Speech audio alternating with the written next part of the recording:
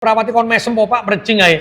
Sedina 2.800 Mas. Pasti mercing lah. Iya. Karena itu saya pengen mereka itu mendapatkan pelayanan yang terbaik. Saya membuka di Surabaya Timur, Surabaya Selatan, insya Allah 2026 Surabaya Utara. Sehingga itu insya Allah setiap rumah sakit mek 300 400 akhirnya pelayanannya jadi maksimal, warganya juga bisa tersenyum, ikune iso senyum Mas. Iya. Perawati mau. Jadi Mas.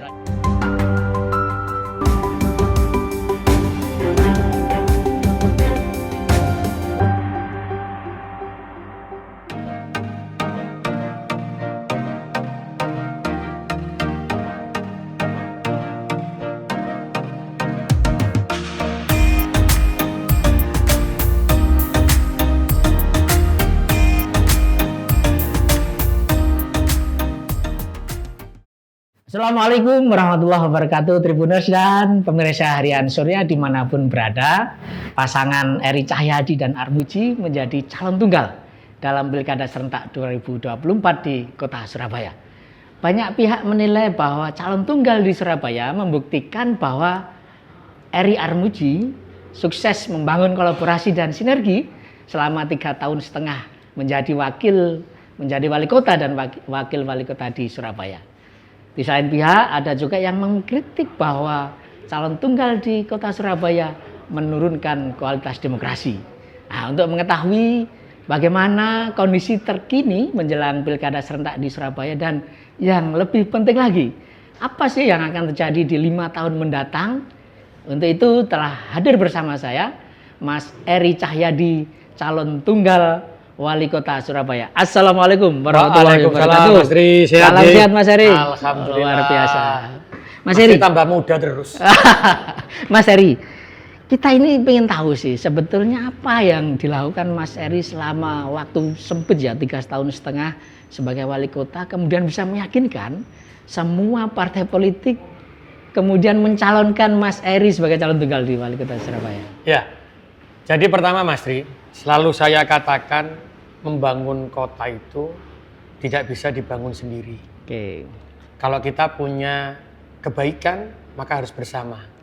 Dan itu alhamdulillah ketika saya menjadi wali kota, namanya stunting yang awalnya 28,5% dalam waktu 3,5 tahun, hari ini menjadi 1,6% terendah se-Indonesia. Oke. Kemiskinan dari 8, sekian persen sekarang menjadi 3,9%. Banyak hal. Setelah itu Surabaya menjadi satu-satunya kota layak anak internasional di Indonesia. Oke. Kinerja terbaik AA dari Menpan. Nah ini berarti apa? Yang semua itu dikerjakan oleh seluruh warga kota Surabaya. Oke. Dan semua itu bisa diraih ketika ada persamaan antara pemerintah kota dengan DPRD Kota Surabaya. Kira-kira Mas Ri, Iya. kalau saya tidak ada hubungan baik dengan DPRD, stunting tidak akan pernah bisa turun karena anggarannya tidak terpenuhi. Oke. Sekolah gak iso gratis karena DPRD ini tidak menyetujui anggaran kita yang kita ajukan. Hal seperti inilah ketika saya itu sowan kepada teman-teman DPRD. Iya. Nah teman-teman DPRD ini isinya siapa Mas? Oke. Partai politik. Oke. Nah ketika saya mengajak bersama-sama membangun Surabaya, tidak ada ego, tidak ada kesombongan antara saya dengan partai politik dalam DPRD, akhirnya sama, semua yang saya sampaikan tadi bisa tercapai. Ketika berkelanjutan untuk pilihan wali kota di 2024-2029, maka saya sampaikan dengan kerendahan hati, saya sampaikan dengan seluruh partai politik, kalau kita punya program yang sama, kita punya kegiatan yang sama, yang hari ini hanya 3,5 tahun bisa dirasakan masyarakat terkait kemiskinan turun, pengangguran terbuka turun, stunting turun, maka itulah yang ditujukan masyarakat. Akhirnya semua bersatu Mas, meletakkan egonya, ngeletakkan sumbungi, ayo wis dadi siji. Apa ini berarti? Buat saya adalah musyawarah mufakat. Kecuali kalau hasil kerja tidak ada, tiba-tiba iso kuabe mendukung lagi ada sesuatu. Demokrasinya tidak berjalan. Tapi hari ini karena semua yang sudah dilakukan di Surabaya dan berdampak luar biasa itu adalah hasil kerja sama antara DPRD dan pemerintah kota, antara semua partai politik dan seluruh warga, rasanya bisa dirasakan oleh masyarakat Surabaya. Maka kami musyawarah mufakat untuk menjadi kebersamaan ngei sing paling apik gawe warga Surabaya. Ngono kira-kira. Oke, Mas Eri. Untuk memenangkan sebagai calon tunggal itu kan butuh 50% lebih ya dari DPT yang hadir.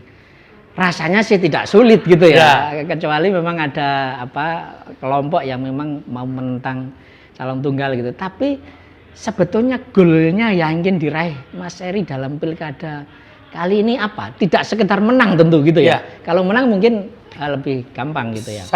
Goal yang saya ingin capai adalah Surabaya penuh bermartabat dengan menuju kota dunia yang humanis.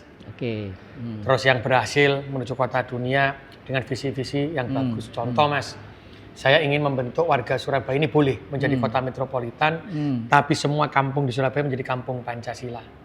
Itu ada 60 kampung yang sudah terbentuk. Apa kampung Pancasila? Di dalam satu kampung itu, sing sugih itu sadar bahwa harta yang sebagian yang kita punya adalah harta yang dititipkan Tuhan kepada kita milik orang lain. Sehingga mereka bisa donasi. Nanti uang yang terkumpul di situ, itu tidak boleh dikeluarkan, tapi digunakan untuk membantu warga yang tidak mampu di RW-nya. Malah iki melaku Mas. Pancasila tidak hanya lisan tapi jalan. Dan sudah berjalan 60 Mas. Target kita akan menjalankan itu semua. Yang kedua, di tahun ini saya kan RPJMD saya itu sampai tahun 2026 Mas. Berarti ada yang namanya diversi Gunung Sari, Bau Karpet Banyurip loh Mas. Karo Jalan Liyong itu kan selesainya 2026. Tapi gara-gara 2024 maju, akhirnya ketarik. Maka ini yang harus kita selesaikan. Terus semua kampung juga harus jalan semuanya harus bisa terselesaikan. Terus juga membentuk Creative Hub, rumah-rumah Gen Z nanti di seluruh wilayah Surabaya. Kalau Creative Hub ada di masing-masing kecamatan. Itu yang akan kita tata, Mas. Oke, Mas Eri. Artinya begini, apakah nanti bisa jadi ukuran ya ketika calon tunggal ini kan potensi pemilih yang hadir dalam pilkada serentak itu potensinya untuk berkurang, Mas Eri. Apakah ini nanti mempengaruhi juga ya untuk dalam 5 tahun mendatang ketika Mas Eri terpilih lagi? Dari pengalaman pilkada Surabaya, sejak pelaksanaan pilihan langsung itu, sampai dengan saat saya kemarin terakhir itu partisipasi warga selalu 50%. Tidak pernah lebih dari 50%. Betul. 51%, 52%. Tapi hari ini saya yakin akan jauh lebih besar daripada tahun kemarin-kemarin. Karena selalu saya katakan yang menentukan nasib kota ini adalah warga kota Surabaya sendiri. Karena pilkada termasuk wali kota ini kan hanya dirijen saja. Tapi rasa bersatunya kita, rasa kekeluargaan itu adalah dibuktikan dengan pada waktu partisipasi dalam hal pemilihan ini. Karena beliau-beliau lah yang menentukan sendiri warga Surabaya. Karena saya yakin lebih dari 50%, Mas. Justru saya yakin di calon tunggal ini juga bukan karena calon tunggal tidak tunggal. Tapi saya selama 3,5 tahun itu selalu menyampaikan kepada masyarakat, ayo dibangun Surabaya Karwati. Duduk sapa sing jabat, duduk sapa sing kuwasa. Tapi kita rubah dengan ayo bangun teko ati, teko mahabbah dengan cinta seperti kita sayang dan cinta kepada Kanjeng Nabi Muhammad SAW. Itu yang akhirnya mereka, saya yakin pergerakan itu terlihat. Karena saya membangun Surabaya itu ingin dengan kekeluargaan ya, bukan dengan siapa yang berkuasa. Karena aku uang politik ya Mas, aku uang birokrasi. Sampai saat ini pun aku ya hatiku birokrasi. Karena saya dilahirkan dari birokrasi. Dan saya ingin mengajarkan bahwa, mengedukasi saya sendiri, mengajarkan diri saya sendiri dan masyarakat, bahwa wong Surabaya itu jadi politik. Tapi ayo bangun Surabaya karo hati, tidak untuk kepentingan politik-politik. Itulah goal yang akan ingin dicapai ya dalam pilkada ini. Jadi bukan sekedar menang atau kalah, tapi ingin membangun partisipasi seluruh masyarakat. Karena kan ada yang bilang, oleh ono lawani head to head. Loh kotak kosong itu ya ono lawani head to head.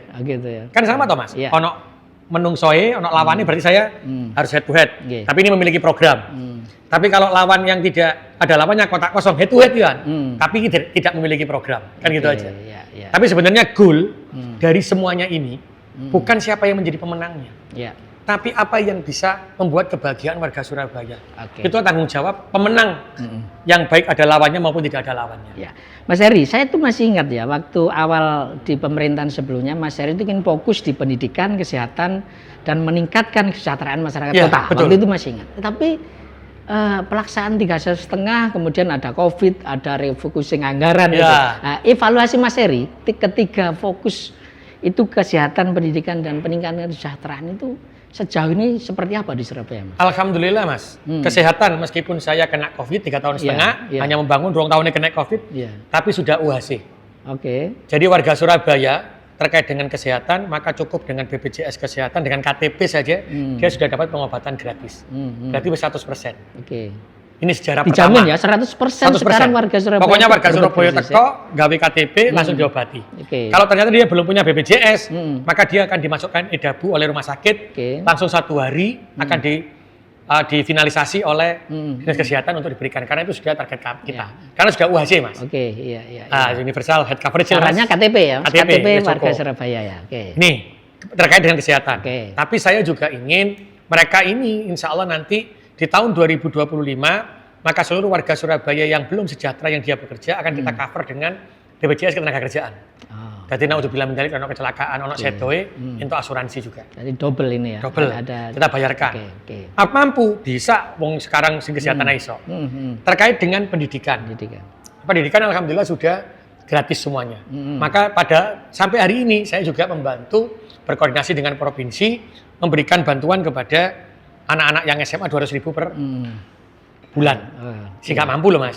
Terus untuk universitas kita juga menambah kuota. Bahkan hari ini ada 1 sarjana, 1 keluarga miskin yang ada 200 orang yang itu ada di asrama bibit unggul.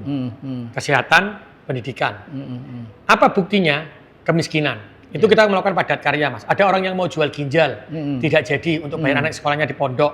Hari ini sudah bisa sekolah terus. Karena kita punya padat karya dengan memanfaatkan aset pemerintah kota digunakan untuk pemanfaatan pekerjaan. Contoh, ada cuci mobil. Ada penjahit. Lihat itu. Ada paving. Anggaran pemerintah kota Surabaya yang terkait dengan seragam gratis, terus terkait dengan paving itu benar-benar yang mengerjakan adalah warga kota Surabaya. Kami bekerja sama dengan pabrik, kami dilatih, akhirnya mereka menghasilkan paving, kita beli anggaran APBD. Dan itu, Mas, sing 175, sing 350 gak iso. Mas dulu kan sempat punya cita-cita mulia ingin minimal penghasilan warga Surabaya itu 7 juta. Ya. Itu per keluarga gitu. Dan itu sudah berjalan. Gitu ya. Sudah berjalan. Oke. Jadi sebagian sudah berjalan. Apa buktinya? Kemiskinan Surabaya yang saya menjabat itu sekitar 8. Sekitar 7, ya hampir 8. Sekarang sudah menjadi 3,9. 3,9 persen. Oke. Pengangguran terbuka yang semula 9, sekarang menjadi 6, Stunting yang akibat dari kemiskinan yang awalnya 28, sekarang saya menjadi 1,6. Berarti ini apa? Ketika semua stunting itu turun, setelah itu semuanya turun, itu karena apa? Karena kemiskinan turun karena mereka yang miskin mendapatkan pekerjaan. Dan yang paling saya bangga menjadi bagian Surabaya itu adalah semua pengusaha di Surabaya, semua orang kaya di Surabaya itu bergerak bersama, Mas. Menjadi orang tua asuh. Bayangkan kalau nanti di 2025, semua zakatnya orang Muslim kita jadikan satu, semua persepuluhannya orang Kristen yang ada di gereja dijadikan satu, nanti dikandani, sing gereja, iki jenenge sing mbok kecekel ya, sing wong Islam zakat, cekel ya. Penerimanya diserahkan ke mereka ya? Ya, tapi data-data penerima orang miskinnya itu kita kasih. Jadi kamu kasih data ke sini. Janganlah ambil zakat dari Surabaya. Jangan ngambil 1/10 atau maunya dari Surabaya. Tapi ketika Surabaya masih banyak membutuhkan, dikaitkan dengan Jogone Surabaya. Nah, ini akan saya satukan di 2025. Karena kalau orang yang baik itu semuanya bersatu, insya Allah namanya kemiskinan pasti terselesaikan. Mas Heri, 2 tahun terakhir ini banyak sekali proyek-proyek infrastruktur ya. Justru terjadi padahal ada refocusing, ada pandemi gitu, ada pembangunan KBS, ada rumah sakit yang hanya hitungan bulan sudah jadi gitu. Blok cover di mana-mana. Nah, ini uangnya dari mana, Mas? Kok malah genjot infrastruktur gitu. Ya, betul.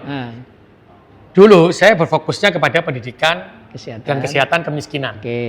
Sehingga uang saya bangun untuk sumber daya manusia dalam di tahun 2021-2022 awal-awal aja, Mas. Tapi ketika 2021-2022 saya banyak bertemu dengan orang-orang. Saya selalu berdekat dengan beliau-beliaunya. Saya sampaikan, gak iso aku bangun Surabaya dirian. Saya ada uang yang untuk membangun Rutilahu, rumah tidak layak huni warga Surabaya. Saya memberikan bantuan untuk orang tidak mampu terkait dengan sekolah. Saya harus membayar kesehatan. Beliau mengatakan, Mas Heri, jenengan adalah pemimpin yang berani mengatakan bahwa jenengan tidak bisa sendiri. Mas, sebentar. Mereka itu yang dimaksud itu siapa sih, Mas? Gitu. Mereka. pengusaha-pengusaha yang ada di Surabaya. Oke. Orang-orang yang memiliki harta lebih atau orang-orang yang mampu di setiap kampung. Setiap kampung kan misalnya mau sugih-sugih. Iya. Kan saya selalu ngantornya di balik RW, Mas. Iya, betul. Kita kan tahu saya ngantor di balik RW. Saya ngendikan sama beliaunya, ngomong sama beliau, diskusi. Akhirnya beliau mengatakan gini, Mas Heri satu-satunya wali kota yang berani mengatakan bahwa Surabaya itu tidak bisa dibangun dengan sendiri dan mengakui bahwa wali kota tidak mampu sendiri tapi ngajak semuanya. Aku siap bantu, Mas Heri. Jadi uang anggaran saya yang saya gunakan untuk sekolah gratis dan macam-macam tadi, Mas, itu di-cover oleh mereka menjadi orang tua asuh. Sehingga anggaran-anggaran yang tadi itu gede buat mereka, itu saya gunakan untuk membangun infrastruktur.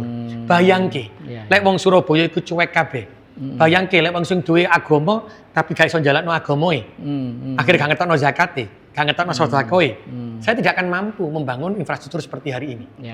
Tapi karena uang-uang yang tadi saya gunakan untuk kepentingan masyarakat, mereka ingin mencari amal jariah berbarengan dengan saya, akhirnya mereka menjadi orang tua asuh. Uang yang dibuat kesehatan, pendidikan tadi, saya bisa gunakan untuk infrastruktur. Itu loh, Mas, hebatnya wong Surabaya. Itu perkara wali kota iki, Mas. Sakjane wong Surabaya wani. Wani, ya wong Surabaya berarti, Mas, iso lam yaskurinas malam yaskurillah. Iso terima kasih sama warganya, sama manusia sebagai bukti syukur kali Gusti Allah nih. Mas Heri, mungkin bisa di-spill sedikit ya terkait pembangunan infrastruktur khususnya rumah sakit, Mas. Ini kebetulan dekat rumah saya. Iya. Itu hitungan bulan kok. Iki duitnya itu kok ndi gitu ya. Itu kira-kira rumah sakit di Surabaya Timur itu apa konsepnya nanti, Mas? Rumah sakit itu adalah pembangunan yang saya gunakan untuk mengutamakan ibu dan anak. Di rumah sakit, tapi bukan rumah sakit ibu anak ya. Rumah sakit yang memang untuk kepentingan umum, rumah sakit yang bergerak untuk klinik apapun ada, masalah apapun ada THT, ada macam-macam maksud saya begitu. Tapi saya utamakan yang ada ke sana adalah ibu dan anak. Dan namanya sudah eye-catching ya, Rumah Sakit Umum Daerah Eka Candrarini ya gitu ya. Jadi Eka itu kan artinya satu. Candrarini itu adalah bulan untuk perempuan yang indah. Karena saya ingin mempersembahkan rumah sakit ini adalah untuk ibu dan anak. Karena kita harus menghormati seorang wanita.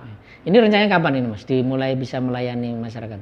Di 2025. 2024 ini sudah dilakukan perhitungan terkait dengan perawatnya, dengan dokternya, dan sudah bisa buka kliniknya gitu ya. Targetnya tapi 2025 sudah full semuanya. Karena kan pengadaan juga dilakukan di 2024. Lagi loh, Mas, yang saya bilang, saya tuh pengen BPJS. Meskipun gawe BPJS gratis, tapi pelayanannya ya sing koyo rumah sakit swasta. Kenapa saya bangun di rumah sakit Surabaya Timur? Insya Allah tahun depan rumah sakit Surabaya Selatan. Lah mosok, Mas, nang rumah sakit Suwandi itu sehari 2.800. Terus ono sing ngomong wargaku, Pak, wong rumah sakit Suwandi perawatnya kon mesem Pak, mercing ae. Sedina 2.800, Mas. Pasti mercing lah. Karena itu saya pengen mereka itu mendapatkan pelayanan yang terbaik. Saya membuka di Surabaya Timur, Surabaya Selatan, insya Allah 2026 Surabaya Utara, sehingga itu insya Allah setiap rumah sakit mek 300-400 akhirnya pelayanannya jadi maksimal, warganya juga bisa tersenyum, ikuni so senyum, Mas. Perawatnya mau, Mas, bahasanya. Ini pasien BPJS tapi rumah sakit kelas internasional. Itu, maksud saya lihat begitu. gedungnya sih emang Surabaya harus bisa sekali. mampu begitu. Makanya saya ingin tunjukkan di rumah sakit Surabaya Timur gedungnya wapi. Sehingga wong loro iku mlebu langsung waras. Pemene anak-anak ya. Ibunya gendong anak kan gitu lah, kayak gitu lah. Mas Heri, topik yang lain soal banjir nih. Jadi ini kan masih PR juga ya, apalagi ini jelang musim penghujan. Apa sih yang sudah dilakukan Mas Heri untuk mengatasi banjir? Saya harus mengedukasi warga Surabaya, bukan hanya untuk dipolitisasi saja. Saya menjadi wali kota itu ada 300 titik banjir. 300 titik banjir. Titiknya loh ya, belum wilayahnya. Padahal satu titik ini bisa sampai berapa wilayah. Totalnya itu adalah 300 titik, hampir 1.000 wilayah. Cakupannya itu 1.000 kampung maksudnya. Saat titik tapi menyebabkan ada banjir di sekitarnya. Itu ada 1.000 kampung. Berarti saya tidak bisa menyelesaikan banjir itu dalam waktu 3,5 tahun. Ono apa sing tak lakoni? Ada sumber daya manusia. Kalau saya cari popularitas, Mas, bisa saja saya selesaikan banjir ini dalam waktu 3 tahun. Tapi duit kesehatannya hilang, duit pendidikan hilang, rumah tidak layak huni hilang, hanya untuk menyelesaikan banjir. Tapi kalau orang tidak tahu, mesti tanya, lupa Pak Ari banjir. Karena saya menyampaikan titik banjir di Surabaya seperti ini. Saya tidak ingin membohongi masyarakat. Yang kedua, saya ingin masyarakat juga tahu bahwa anggaran pemerintah kota ini adalah untuk skala prioritas. Ya. Banjir itu kan mulanan pisan, Mas. Iya. Ya, insya Allah kalau saya harus menyelesaikan banjir setahun, sing sekolah-sekolah bisa, no. Iya. Ini selesaikan. Yang kedua, warga juga harus tahu mana jalan nasional, jalan provinsi, sama jalannya kota. Iling, Mas. Jalan Kalianak. Iya. Yang dulu kemarin banjir, Iya. yang keluar dari tol Gresik, iku wong Surabaya takut endi wali kota nih. Uga mudun, iki jalan nasional. Iya. Jadi jangan semua yang masuk di wilayah Surabaya dibebankan kepada wali kotanya dan anggaran APBD Surabaya. Iya. Saya disumpah loh untuk orang Surabaya. Iya. Maka anggaran APBD saya gunakan untuk kesejahteraan orang Surabaya. Apa orang Surabaya ikhlas? Kalau jalan Kalianak yang butuh bangun saluran meh entek 1 triliun. Iya. Terus duitnya kota Surabaya tak gawe bangun itu. Terus warga sing mlebu Surabaya gak kebanjiran. Tapi uang 1 triliun yang saya gunakan untuk pendidikan itu hilang untuk kepentingan nasional. Ya. Harusnya saya koordinasi dengan nasional. Makanya saya menulis surat itu. Lek gak ngerti, Mas. Ya. Pokoknya netizen wes ngomong, Masya Allah. Makanya itu, Mas, ini kan Surabaya ini warga menengah atas banyak, berpendidikan tinggi banyak, sehingga kritik itu akan tiap hari jadi makanan. Lah, cara mensiasati untuk membangun komunikasi dengan masyarakat kelompok ini gimana, Mas? Saya selalu terbuka dengan siapapun. Oke ya. Jadi mau kritik ya biasa ya. Loh, kalau tidak mau dikritik jangan pernah jadi wali kota. Iya. Jangan pernah jadi PNS. Aku kan pernah PNS, Mas, birokrasi. Dikritik wis biasa begitu. Karena apa? Saya sampaikan mengedukasi. Orang yang tidak tahu, kenapa mereka mengkritik? Karena mereka tidak tahu. Oke. Ada yang tanya, anggarannya pemerintah kota itu 11 triliun. Kan gede. Loh. Saya menyelesaikan SD SMP, Mas. Untuk gratis sekolah 1,2 triliun loh. Setahun ya, Mas. 1 tahunnya. 1 tahunnya. Oke. Ini ketambahan yang untuk sekolah-sekolah untuk pendidikan kuliah. Itu 1,5 triliun totalnya. Untuk bayar BPJS kesehatan 500 miliar dalam 1 tahun. Itu meh 2 triliun. Iya. Yang ketiga, saya membuat roti lahu 700 miliar. Ya 3,5 triliun. Oke. Untuk gajinya pegawai negeri. Totalnya 1,5 triliun. Dan total semuanya 2 triliun. Untuk tenaga kontrak yang untuk wis pirang triliun.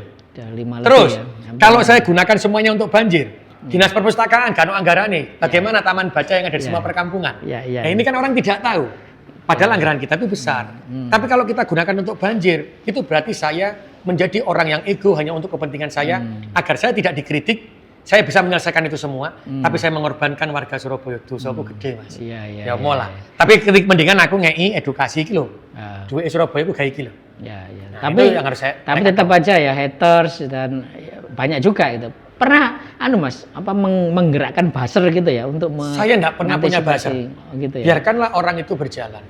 Karena mulai Kanjeng Nabi Muhammad SAW dulu diajarkan kepada kita sebagai muslim itu, beliau itu sapi-api menungso, sak sempurna-sempurnae menungso. Yo dikritik, yo dilokno. Ono Abu Lahab. Dan ini aku sing akeh dosae, akeh kurangi. Mosok gak gelem diomongno. Nabi juga tidak pernah membalas itu dengan hater, dengan buzzer membalas. Karena Nabi hanya berdoa. Nabi mengajarkan untuk menunjukkan, mengedukasi. Nanti orang itu akan terbuka sendiri. Dengan apa? Dengan kelembutan kita. Dengan hati kita, ya sudah itu saja. Contoh Kanjeng Nabi. Lah apa di baser-baseran, Mas? Wong beliau karena apa? Beliau itu tidak tahu apa yang terjadi sehingga menyampaikan hal itu. Insya Allah kalau sudah ngerti, anggaran pasti akan menyadari semuanya. Mas Heri, Surabaya ini kan hub-nya ya. Jadi tapi di sekitar Surabaya ada kota-kota besar juga, ada Gresik, ada Sidoarjo, ada Mojokerto gitu ya. Masyarakat itu pengennya ya Surabaya jadi pemimpin kota-kota di sekitarnya untuk mewujudkan Surabaya Raya yang lebih maju gitu ya.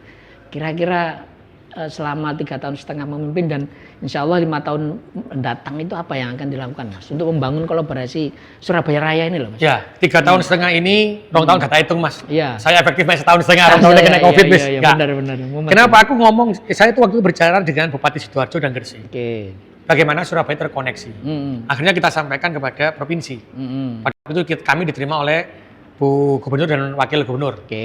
Sehingga kami akhirnya, apa yang menjadi kendala atau menjadi permasalahan yang paling penting, transportasi. Isu utama untuk mengkonekkan ini, Mas. Transportasi itu kalau pagi Surabaya itu macet waktu masuk, waktu pulang jam kantor macet arah pulang. Akhirnya kami diskusi dan alhamdulillah pada waktu itu Pak Emil, Pak Wagub dan Bu Kofifa menyampaikan hal itu kepada pemerintah pusat. Keluhan-keluhan kami. Kami dipanggil juga di Bappenas, kami akhirnya koordinasi. Akhirnya kami diberikan transportasi massal untuk Sidoarjo, Surabaya, Gresik, Lamongan. Ini dari Jepang, pinjaman dari yang ngerjakan adalah pemerintah pusat. Berarti harapan kita nanti, tinggal kita setelah ini 2027 katanya ini beroperasi, maka kita tinggal bicara dengan Sidoarjo, Gresik dan Surabaya. Pegawaimu sing kerja nang Surabaya, sinang pabrik apa di mana Surabaya, kantor mana, pabrik mana, naikkan tempat ini. Ketika berhenti di Surabaya, maka kami jemput dengan wirawiri. Harganya itu bisa jadi satu. Wes cukup sekali bayar, wirawiri ini itu kebayar pisan. Nah itulah tugasnya saya dan Bupati Gresik dan Bupati Sidoarjo dan Bupati Lamongan. Ini sudah kita setting. Semoga nanti transportasi bisa jalan seperti itu. Ini 2025 insya Allah. 2027 keretanya sudah beroperasi. Pembangunannya sudah berjalan. Itu yang pertama transportasi. Karena kalau penunjang ini tidak berjalan, maka Surabaya juga tidak mungkin makmur. Karena tergantung. Yang kedua, kami juga sampaikan ke Gresik waktu itu. Mas Bro, aku mau bangun jalan yang dari Wiyung sampai tembus nanggone Menganti. Ya, Gresik. Itu selesai di tahun 2026. Sesuai dengan RPJMD saya. Lah ono wong takok, Pak Eri kok gak mari? Pak Eri 5 tahun apa nih Bro? Sik 3 tahun setengah. Kalau saya itu 2026 selesai. Jalan Wiyung ini selesai. Di versi Gunung Sari juga selesai sampai Gresik. Maka saya sampaikan ke Bupati Gresik waktu itu. Mas Bro, aku selesai tahun 2026. Sehingga kalau kamu punya skala prioritas, yang dari 2026 ini langsung connect. Sing Surabaya ya gitu dengan Sidoarjo. Surabaya itu yang Tropodo kan sudah gede tuh. Nah harapan saya Sidoarjo juga membangun. Jalannya juga besar. Nah inilah komunikasi antar pimpinan. Sehingga yang namanya ini bisa terkoneksi jalan-jalan itu. Jadi udah sampai Surabaya bangun, kini gak nyambung. Apa dibalik Sidoarjo bangun, Surabaya gak nyambung. Maka disinilah diletakkan egonya para pemimpin. Karena Surabaya, Sidoarjo, Gresik ini bukan bersaing, tapi harusnya bersatu untuk kepentingan masyarakatnya. Ya seperti ini yang kita kerjakan, Mas. Dan kita juga ada ikatan ya, insya Allah 2025 kita coba dengan Gresik. Gresik itu kan penghasil padi paling besar. Salah satu ya. Salah satu penghasil padi paling besar di Jawa Timur. Nah, ono Lamongan, ada Gresik, Bojonegoro. Bojonegoro. Salah satu. Yang terdekat kan Surabaya. Saya kemarin ngomong sama Bupati Gresik, saya gurung keturutan, soalnya pilkada serentak ya. Saya bilang, Surabaya itu ono botoe beras, itu 1000 ton. Rojo lele 1.500 ton. Terus merek lain 100 ton macam-macam lah. Pengawan dan macam-macam umumnya begitu. Setiap ini dibentuk 5 kiloan. Saya mau kontrak sebenarnya dengan Gresik. Gresik apa iso enggak? Nyepakno kepinginane wargaku sing merek A dengan bentuk 5 kiloan, satu bulannya ketemu sekian ton. Bisa enggak menyiapkan? Kalau bisa, maka saya kontrak. Saya mengambilnya dari Gresik. Sehingga Gresik itu nanti barangnya saya jual di Surabaya. Tapi harga yang dari Gresik harus sama dengan harga distributor yang di Surabaya ketika dia ngambil dari tempat lain reganya 1.000, ya Gresik gak oleh ngedol gitu kok. 1.000. Pemerintah kota yang mengambil kita antarkan ke sini. Sehingga apa? Surabaya nggak terbebani urbanisasi. Warga Gresik sing buka padi sing wake mau ana kepastian bahwa dia sudah ada padi dan Surabaya tidak boleh menanam padi. Gitu. Sehingga apa? Kami akhirnya bekerja sama. Orang Gresik ada kepastian keyakinan. Aku tuku pupuk selama setahun. Akhirnya mereka pemuda-pemuda di Gresik itu bisa menghasilkan padi yang besar yang kita beli. Akhirnya karena urbanisasi ke Surabaya. Kenapa mereka ada urbanisasi? Itu dikarenakan mereka tidak ada kepastian. Akhirnya pokoknya ngadu nasib yang Surabaya. Karena Surabaya itu Mas, kemiskinan kita 3,9%. Itu 1%-nya bukan orang Surabaya. Ketika tak takoki ngomong, aku ada kerjaan Pak nang nggone asliku. Sehingga majulah. Tapi terdatanya tetap warga Surabaya itu, Mas. Mungkin sebenarnya urban ya dia, urban. Lah BPS itu kalau menghitung kemiskinan dimanapun, rumusannya itu ketika datang ditanya, kamu bekerja apa? Belum. Ditanya, KTP Surabaya, duduk. Mau tinggal di Surabaya rencananya? Iya, sudah dihitung Surabaya. Gitu. Padahal kami tidak bisa menyentuh warga non Surabaya. Kayak aku kayak padat karya, macam-macam itu kan harus orang Surabaya. Orang Surabaya gak ikhlas Mas, orang Surabaya pakai kerjaan paping, padat karya. Nah akhirnya 3,9 itu adalah sebagian bukan orang Surabaya. Oke. Mas Eri, semua partai mendukung Mas Heri di Surabaya. Nah, ini juga berbanding lurus nggak ya dengan partai-partai politik yang di pusat itu? Saya ingin tanya juga soal bagaimana hubungan Mas Heri dengan pemerintah pusat, pemerintahan baru yang sekarang ya Prabowo Gibran ini, karena kita tahu Mas Heri sebetulnya diusungnya itu dari PDIP gitu ya. Jadi pengen tahu juga ini hubungan Mas Heri dengan pemerintah pusat saat ini gimana? Kalau pemerintahan itu setelah selesai, maka dia itu menjadi wali kota. Wali kota itu adalah wakilnya negara. Maka ada pemerintah pusat, wakilnya gubernur di provinsi, wakilnya pemerintah pusat di daerah itu adalah wali kota dan bupati. Maka ketika ini sudah terjadi dan disumpah menjadi wali kota, maka secara otomatis harus bertegak lurus dengan kebijakan pemerintah pusat. Ketika kebijakan itu tidak melanggar syariat agama dan aturan hukum. Contoh yang sudah dijalankan pada waktu saya masih menjadi wali kota, ada program makan gratis. Makan gratis bergizi. Nah, waktu itu Mas Wapres salah satunya yang dibuat uji coba dan melihat Surabaya karena Surabaya sudah berjalan. Beliau datang ke Surabaya. Loh, kok sudah jalan Mas Heri? Saya tunjukkan. Ini ada sertifikat halalnya, ada sertifikat gizinya yang menentukan setiap makan itu adalah ahli gizi. Akhirnya dibuat, ini bisa dibuat salah satu percontohan yang mengerjakan UMKM. Karena UMKM juga bisa bergerak ya, bergerak mendapatkan uang. Akhirnya kehidupannya juga berubah. Kayak gitu Mas. Maka kita harus tetap satu. Tidak boleh berbeda. Baik Mas Heri, terlepas banyak hal yang sudah dilakukan Mas Heri, tentu tantangan ke depan juga makin kuat ya. Kira-kira tantangan terberat, insya Allah kalau terpilih lagi 5 tahun mendatang itu apa sih Mas Heri? Tantangan yang terberat adalah menjadikan warga Surabaya ini cinta kota Surabaya dan menjalankan akidah dan syariat agamanya. Apa sulitnya apa kalau tantangannya apa Mas? Contoh, orang Islam diajarkan zakat, membantu tetangganya. Tapi lek wayahe ono tonggoe sulit, kita akan sulit untuk mengeluarkan uang kita untuk membantu. Padahal ada sebagian rezeki. Contoh sederhana, di dalam satu kampung ada orang yang tidak mampu membuka toko kelontong, dodolan beras, dodol gula. Regane gula ambil beras mau Mas, kacek Rp50 ambil toko modern. Tetapi kita sebagai tetangga, kita itu belinya ke toko modern. Padahal kalau kita meninggal, yang diketuk pintunya, nyiapno krondo itu adalah tonggoe.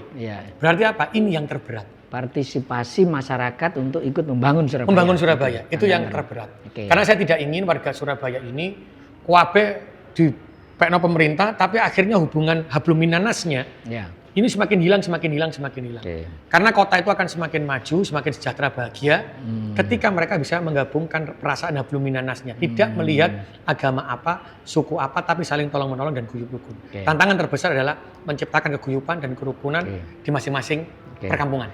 Baik, Tribuners dan pemirsa Harian Surya dimanapun berada, banyak hal tadi sudah disampaikan Mas Heri ini, calon tunggal wali kota Surabaya, dan insya Allah kalau tidak ada halangan beliau akan memimpin Surabaya 5 tahun ke depan. Kita berharap Surabaya makin jaya, makin sejahtera, makin dicintai oleh masyarakatnya, dan yang terpenting tadi yang disampaikan Mas Heri, bagaimana mengikut sertakan seluruh lapisan masyarakat Surabaya untuk ingin membangun kota Surabaya. Saya Tri Mulyono, pemimpin redaksi Tribun Jatim Network, undur diri. Mohon maaf atau kalau salah. Assalamualaikum warahmatullahi wabarakatuh.